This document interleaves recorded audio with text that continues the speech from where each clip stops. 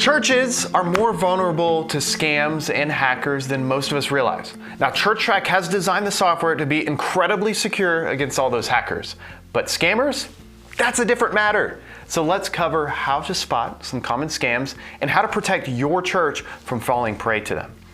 We've heard from church leaders that scammers have been contacting their members, pretending to be the pastor and asking for money. You may have seen this yourself too. This scam is commonly known as phishing, and no, not the fun kind, it's PH phishing. This has become very common, and I think with AI and everything, it's gonna be even more common. And this usually happens because the scammer got their hands on your church's directory, and then they use your members' phone numbers or email address to reach out to your members doing that whole scam. Now, the best defense is to protect your directory.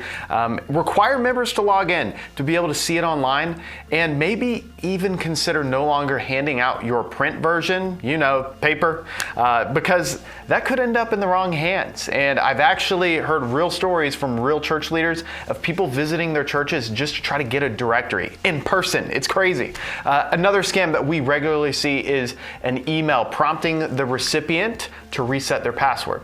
Now, this is kind of wild because that email is fake and it has been created by a scammer to look identical to the company that's pretending to, have you log in.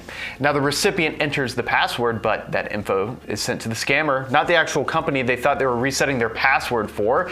The best defense is to never trust a request on a password if you didn't initiate it. So again, if you did not initiate it, don't trust it. And also check that email address of the sender. If it has any misspellings or typos or looks completely different, it's definitely a scam. There's also a few things we recommend you do in your ChurchTrac account to really help protect your data. The biggest when it comes to Church Connect is don't approve Church Connect registrants that you don't know. Strangers that are wanting to get into your Church Connect, they're oftentimes wanting to access your directory. So definitely don't approve those if you don't know them, reach out to them.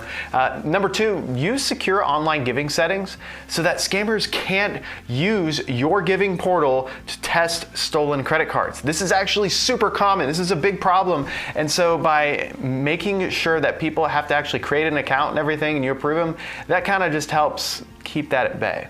And then the last one, a really good one, the best thing you can do is just teach your staff and volunteers everything you know about scams and how to avoid them. Now, of course, this doesn't cover everything. You can't protect your church to the nth degree, but we have some great resources to help you. We have a security checklist. I also did a live stream with our head of security here at ChurchTrac. He shares his insights from decades of experience in this field. Some wild stuff. We had a lot of fun with that one, but really great information. I've linked to both of those in the description below.